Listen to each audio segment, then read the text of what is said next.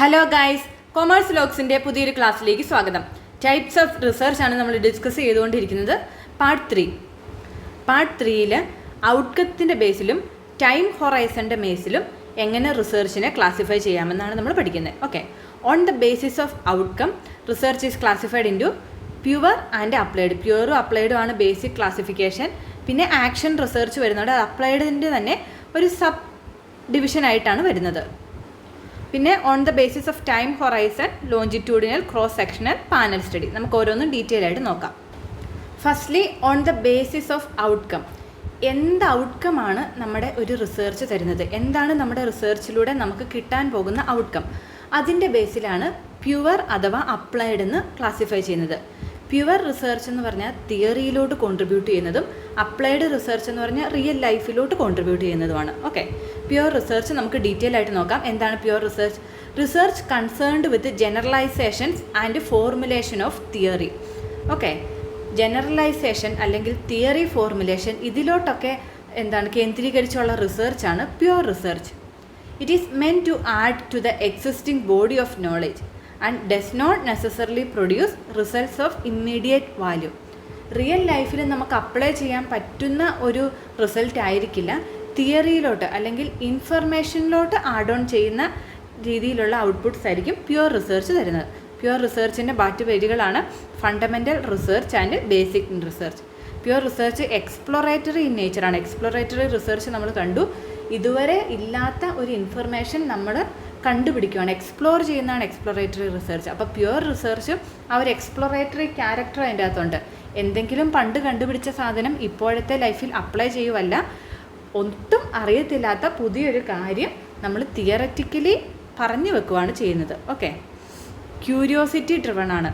നമുക്ക് ഇതുവരെ അറിയത്തില്ലാത്ത കാര്യങ്ങൾ അറിയാനായിട്ടുള്ള ഒരു ക്യൂരിയോസിറ്റിയിൽ നിന്നാണ് പ്യുവർ റിസർച്ച് വരുന്നത്. ഓക്കെ, ഇൻഫർമേഷൻ ഗെയിൻ ആണ് പ്യുവർ റിസർച്ചിലൂടെ കിട്ടുന്നത്. ഇക്കണോമിക് ഗെയിൻ കിട്ടാറില്ല.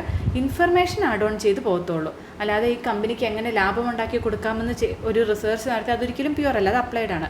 പ്യുവർ റിസർച്ചാണ് ലോ ഓഫ് ഗ്രാവിറ്റി അല്ലെങ്കിൽ how did the universe began, അങ്ങനത്തെ പ്രശ്നങ്ങളൊക്കെ പ്യുവർ റിസർച്ചാണ്. അത് ആരെങ്കിലും കണ്ടുപിടിച്ച് കഴിഞ്ഞാലേ അതിന് പ്രാക്ടിക്കൽ ആപ്ലിക്കേഷൻ വെച്ച് ഭാവിയിൽ അപ്ലൈഡ് റിസർച്ച് വരുള്ളൂ. അപ്പം ഒരു റിസർച്ചിൻ്റെ സ്റ്റാർട്ടിംഗ് പോയിൻ്റ് എന്ന് പറയുന്നത് പ്യുവർ റിസർച്ചാണ്. നമ്മൾ അറിയില്ലാത്ത കാര്യങ്ങളെപ്പറ്റി പഠിച്ച് ഒരു ഇൻഫർമേഷൻ ഗെയിൻ ചെയ്യുകയാണ് പ്യുവർ റിസർച്ചിലൂടെ. നെക്സ്റ്റാണ് അപ്ലൈഡ് റിസർച്ച്. പേര് സൂചിപ്പിക്കുന്നത് പോലെ തന്നെ it involves practical applications of research findings. Research ഫൈൻഡിങ്സിൻ്റെ പ്രാക്ടിക്കൽ ആപ്ലിക്കേഷനും കൂടെ ഇവിടെ നടക്കുന്നുണ്ട്. അതുകൊണ്ട് തന്നെ ഇതിനെ പ്രാക്ടിക്കൽ റിസർച്ച് എന്നും വിളിക്കാറുണ്ട്. Okay, it involves testing of theories formulated by pure research. Pure റിസർച്ചിൽ നമ്മൾ കണ്ടുപിടിച്ച കാര്യങ്ങൾ റിയൽ ലൈഫിൽ ടെസ്റ്റ് ചെയ്യുന്നതാണ് applied research. Okay, it is a need based research. Need based റിസർച്ചാണിത്. Okay, which try to find solution to problems faced by society, government or business. ഒന്നെങ്കിൽ society മൊത്തം, അല്ലെങ്കിൽ ഗവൺമെൻറ്, അല്ലെങ്കിൽ ബിസിനസ്, അല്ലെങ്കിൽ ഏതെങ്കിലും ഒരു ഇൻഡിവിജ്വൽ, അവരൊക്കെ ഫേസ് ചെയ്യുന്ന പ്രോബ്ലത്തിന് സൊല്യൂഷൻ കണ്ടുപിടിക്കുകയാണ് അപ്ലൈഡ് റിസർച്ചിൻ്റെ ലക്ഷ്യം. പിന്നെ അപ്ലൈഡ് റിസർച്ച് ഡിസ്ക്രിപ്റ്റീവ് ഇൻ നേച്ചറാണ്, സൊല്യൂഷൻ ഡ്രിവൺ ആണ്, ഇക്കണോമിക്കൽ ഗെയിൻ ഉണ്ട്, പ്രോബ്ലംസ് വിത്ത് സോഷ്യൽ കോൺസിക്വൻസസ്, എന്തെങ്കിലും സോഷ്യൽ കോൺസിക്വൻസ് ഉള്ള പ്രശ്നങ്ങൾ മാത്രമേ പഠിക്കുന്നുള്ളൂ. ഓക്കെ, അപ്പോൾ ഇത്ര നേരം ഡിസ്കസ് ചെയ്തതിൽ നിന്ന് തന്നെ പ്യുവർ റിസർച്ചിൻ്റെ അപ്ലൈഡ് റിസർച്ചിൻ്റെ ഡിഫറൻസ് നമുക്ക് പഠിക്കാം ഇല്ലേ? പ്യുവർ റിസർച്ച് ജനറലൈസേഷനും ഫോർമുലേഷനുമാണ് ഫോക്കസ് ചെയ്തിരിക്കുന്നത്. അപ്ലൈഡ് റിസർച്ച് പ്രാക്ടിക്കൽ ആപ്ലിക്കേഷനെയാണ് ഫോക്കസ് ചെയ്യുന്നത്. പിന്നെ പ്യുവർ റിസർച്ചിൻ്റെ മറ്റ് പേരുകൾ: പ്യുവർ റിസർച്ച് എക്സ്പ്ലോറേറ്ററി ആയത്, പ്യുവർ റിസർച്ച് ക്യൂരിയോസിറ്റി ഡ്രിവൺ ആയത്. അപ്ലൈഡ് റിസർച്ചിൻ്റെ മറ്റ് പേരുകൾ: അപ്ലൈഡ് റിസർച്ച് മറ്റേത് പ്യുവർ റിസർച്ച് എക്സ്പ്ലോറേറ്ററി ആണ്, പക്ഷേ അപ്ലൈഡ് റിസർച്ച് ഡിസ്ക്രിപ്റ്റീവ് ആണ്. പ്യുവർ റിസർച്ച് ക്യൂരിയോസിറ്റി ഡ്രിവൺ ആണ്, അപ്ലൈഡ് റിസർച്ച് സൊല്യൂഷൻ ഡ്രിവൺ ആണ്. പ്യുവർ റിസർച്ചിന് കൊമേഴ്ഷ്യൽ ഗെയിൻ ഇല്ല, അപ്ലൈഡ് റിസർച്ചിന് കൊമേഴ്ഷ്യൽ ഗെയിൻ ഉണ്ട്. പ്യുവർ റിസർച്ചിൽ എല്ലാ പ്രശ്നങ്ങളും പഠിക്കും, അപ്ലൈഡ് റിസർച്ചിൽ സോഷ്യൽ കോൺസിക്വൻസ് ഉള്ള പ്രശ്നങ്ങൾ മാത്രമേ പഠിക്കുകയുള്ളൂ. സോ നമുക്ക് പ്യുവർ അപ്ലൈഡ് എന്താണെന്നും മനസ്സിലായി, അതിൻ്റെ ഡിഫറൻസ് മനസ്സിലായി. ഇനി അപ്ലൈഡിൻ്റെ തന്നെ ഒരു സബ് ഡിവിഷനാണ് action research. Action research is a type of applied research to find practical solution to specific business problem.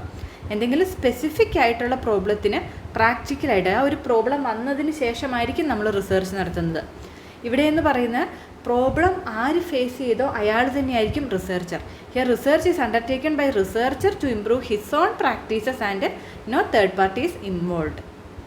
Okay, അപ്പോൾ on the basis of outcome pure applied and action എല്ലാവർക്കും ക്ലിയർ ആയെന്ന് വിശ്വസിക്കുന്നു. Next, on the basis of time, എത്ര നാളുകൊണ്ടാണ് നമ്മൾ research complete ചെയ്യുന്നത്, അതിൻ്റെ ബേസിൽ നമ്മൾ റിസർച്ചിനെ ക്ലാസിഫൈ ചെയ്യുന്നതാണ് longitudinal, cross sectional and panel research. Longitudinal റിസർച്ചിൽ എന്താണ്? Longitudinal research examine a single person, unit or phenomena over A long period of time. ഒരാളെ പറ്റി, അല്ലെങ്കിൽ ഒരു ബിസിനസ്സിനെ പറ്റി, അല്ലെങ്കിൽ ഒരു സ്കൂളിനെ പറ്റി, അല്ലെങ്കിൽ എന്തെങ്കിലും ഒരു ഇൻസിഡൻറ്റിനെ പറ്റി ഒരുപാട് നാൾ പഠിക്കുന്നതാണ് longitudinal research. Okay, same sample is examined and same variables are measured for long time.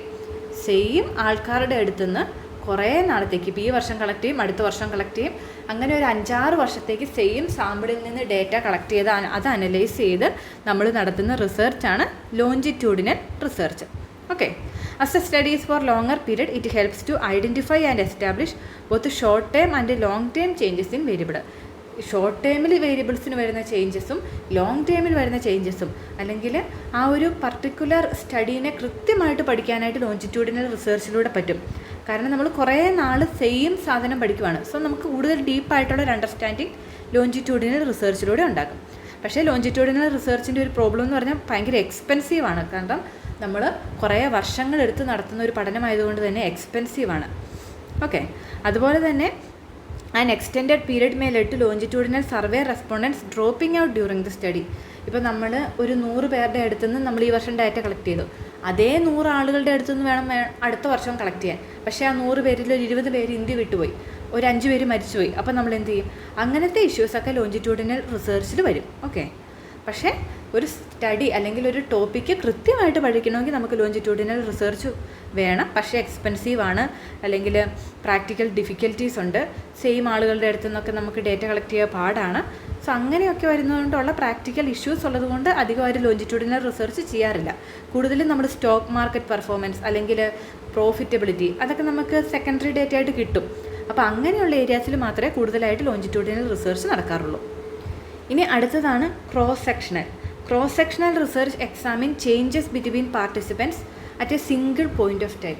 ഒരൊറ്റ തവണയെ നമ്മൾ ഡേറ്റ കളക്ട് ചെയ്യുള്ളൂ, പക്ഷേ പല ടൈപ്പ് ഓഫ് ആളുകളുടെ അടുത്തുനിന്ന്. ഇപ്പോൾ എന്താണ്, നമ്മളൊരു ഡേറ്റ കളക്ട് ചെയ്യുമ്പോൾ മെയിലിൻ്റെയും ഫീമെയിലിൻ്റെയും അടുത്തുനിന്ന്, അല്ലെങ്കിൽ സ്റ്റുഡൻസിൻ്റെയും വർക്കേഴ്സിൻ്റെ അടുത്തുനിന്ന്, അല്ലെങ്കിൽ 2 കമ്പനികൾ തമ്മിലാണെങ്കിൽ എ കമ്പനിയുടെ പെർഫോമൻസും ബി കമ്പനിയുടെ പെർഫോമൻസും, അങ്ങനെ പല എലമെൻസിനെ പറ്റി പഠിക്കും, പക്ഷേ ഒറ്റ ടൈമേ പഠിക്കുകയുള്ളൂ. ഓക്കെ, ഇതിനെ വൺ ടൈം സ്റ്റഡി അഥവാ ലാറ്റിറ്റ്യൂഡിനൽ സ്റ്റഡി എന്നും വിളിക്കാറുണ്ട്. Okay, it can compare different samples at same point of time.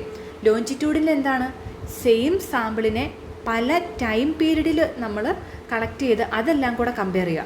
ഇവിടെ പല സാമ്പിളിനെ ഒറ്റ ടൈം കളക്ട് ചെയ്ത ഡേറ്റ നമ്മൾ കമ്പയർ ചെയ്യുകയാണ്. ഫോർ എക്സാമ്പിൾ, എ ലിമിറ്റഡിൻ്റെ ഈ വർഷത്തെ പ്രോഫിറ്റും ബി ലിമിറ്റഡിൻ്റെ ഈ വർഷത്തെ പ്രോഫിറ്റും തമ്മിൽ കമ്പയർ ചെയ്യുന്നു.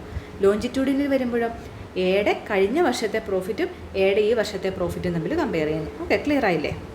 അപ്പോൾ ക്രോസ് സെക്ഷണൽ റിസർച്ച് അതുകൊണ്ട് തന്നെ ഒറ്റത്തവണയെ നമ്മൾ ഡേറ്റ കളക്ട് ചെയ്യുന്നുള്ളൂ എന്നതുകൊണ്ട് തന്നെ ലെസ് എക്സ്പെൻസീവാണ്. ഓക്കെ, പക്ഷേ ഇത് ആക്യുറേറ്റ് ആയിട്ടുള്ളൊരു ഡേറ്റ നമുക്ക് തരണമെന്നില്ല. നമ്മൾ ഒറ്റത്തവണയെ കളക്ട് ചെയ്യുന്നുള്ളൂ. ആ സമയത്ത് നമ്മൾ കളക്ട് ചെയ്യുമ്പോഴത്തെ സാഹചര്യം അനുസരിച്ചുള്ളൊരു റിസൾട്ടേ നമുക്ക് കിട്ടുള്ളൂ. ജനറലൈസേഷനിലോട്ടൊന്നും നമുക്ക് ക്രോസ് സെക്ഷണൽ റിസർച്ചിലൂടെ പോകാൻ പറ്റത്തില്ല.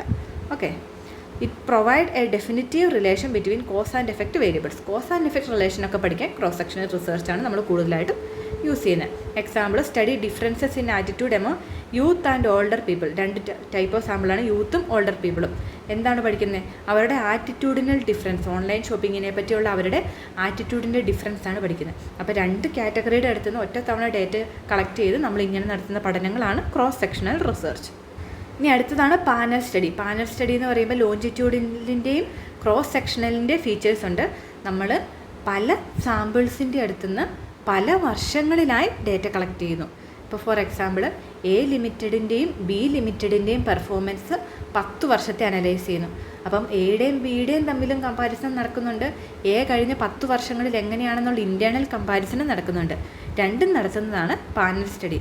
അപ്പോൾ ബാക്കി എല്ലാ മെത്തേഡ്സിലും ഏറ്റവും എക്സ്പെൻസീവും ഏറ്റവും ടൈം കൺസ്യൂമിങ് ഏറ്റവും ഡിഫിക്കൽട്ടും എല്ലാം പാനൽ സ്റ്റഡിയാണ്. അപ്പോൾ ഇത് ഇത്രയും ടൈം കൺസ്യൂമിങ് ഡിഫിക്കൽട്ടും ആയതുകൊണ്ട് തന്നെ ഇത് ഏറ്റവും റിലയബിൾ ആയിട്ടുള്ള റിസൾട്ട്സും തരും. ഓക്കെ, അപ്പം ടൈം പീരീഡിൻ്റെ ബേസിലുള്ള ക്ലാസിഫിക്കേഷൻ ക്ലിയർ ആയെന്ന് വിശ്വസിക്കുന്നു. Longitudinal, cross sectional and panel study. Okay, അപ്പോൾ ഇത്രയാണ് ബേസിക് ആയിട്ടുള്ള റിസർച്ചിൻ്റെ ക്ലാസിഫിക്കേഷൻ. പിന്നെ പല ടൈപ്സ് ഓഫ് റിസർച്ച് അല്ലാതെയും വരുന്നുണ്ട്. ലൈബ്രറി സ്റ്റഡി, ലൈബ്രറിയിലെ ഡോക്യുമെൻറ്റ്സ് മാത്രം വെച്ച് നടത്തുന്ന സ്റ്റഡി ഉണ്ട്. അല്ലെങ്കിൽ എക്സ്പോസ്റ്റ് ഫാക്ടോ, ഒരു കാര്യം നടന്നു കഴിഞ്ഞിട്ട് അതിൻ്റെ ഒരു പോസ്റ്റ്മോർട്ടം അനാലിസിസ് പോലെ നടന്നതിനെ പറ്റി പഠിക്കുന്നതാണ് എക്സ്പോസ്റ്റ് ഫാക്ടോ റിസർച്ച്. അല്ലെ ഫീൽഡ് സ്റ്റഡി ഉണ്ട്, ഒരു ഫീൽഡിൽ നടക്കുന്ന സ്റ്റഡി, നമ്മളൊരു ഫീൽഡിൽ ഇറങ്ങി ആ ഒരു പർട്ടിക്കുലർ ഏരിയയിൽ നടത്തുന്ന സ്റ്റഡി ഉണ്ട്. അല്ലെ കേസ് സ്റ്റഡി ഉണ്ട്, കേസ് സ്റ്റഡി നമുക്ക് ഡീറ്റെയിൽഡ് ആയിട്ട് തന്നെ ഡിസ്കസ് ചെയ്യാം. പിന്നെ ലബോറട്ടറി സ്റ്റഡി ഉണ്ട്, ലാബിൽ മാത്രം നടത്തുന്ന സ്റ്റഡികൾ. പിന്നെ ഇവാലുവേഷൻ റിസർച്ച് ഉണ്ട്, എന്തെങ്കിലും ഒരു പ്രോഗ്രാം ഇംപ്ലിമെൻറ്റ് ചെയ്ത് അത് എങ്ങനെയുണ്ടെന്ന് ഇവാലുവേറ്റ് ചെയ്യുന്നത്. അല്ലെങ്കിൽ പോളിസി റിസർച്ച് ഉണ്ട്, പോളിസികൾ ഫോർമുലേറ്റ് ചെയ്യാനുള്ള സ്റ്റഡികൾ. അങ്ങനെ അല്ലെങ്കിൽ എഡ്യൂക്കേഷണൽ ഏരിയാസിലുള്ള സ്റ്റഡികൾ, ബിസിനസ് റിസർച്ചുകളുണ്ട്. ഇങ്ങനെ പല തരത്തിലുള്ള ക്ലാസിഫിക്കേഷൻ റിസർച്ചിന് വരുന്നുണ്ട്. ബേസിക് ആയിട്ട് നമ്മൾ എന്തിൻ്റെയൊക്കെ ബേസിലാണ് ക്ലാസിഫൈ ചെയ്യുന്നത്? On the basis of purpose, എന്തിനു വേണ്ടിയാണ് നടത്തുന്നത്, പിന്നെ എന്ത് പ്രോസസ്സാണ്, ക്വാണ്ടിറ്റേറ്റീവ് ആണ്, ക്വാളിറ്റേറ്റീവ് ആണ്, എന്ത് ഔട്ട്കം ആണ്, നമുക്ക് ജസ്റ്റ് നോളേജോ ഉള്ളോ അതോ പ്രാക്ടിക്കൽ ആപ്ലിക്കേഷൻ ഉണ്ടോ, പിന്നെ എത്ര നാളെടുത്താണ് നടത്തുന്നത്. ഓക്കെ, അപ്പോൾ ഇതിൻ്റെയൊക്കെ ബേസിലാണ് മേജർ ക്ലാസിഫിക്കേഷൻ വരുന്നത്. ബാക്കി ടൈപ്സും ഉണ്ട്. എല്ലാവർക്കും ക്ലിയർ ആയെന്ന് വിശ്വസിക്കുന്നു. Thanks for watching.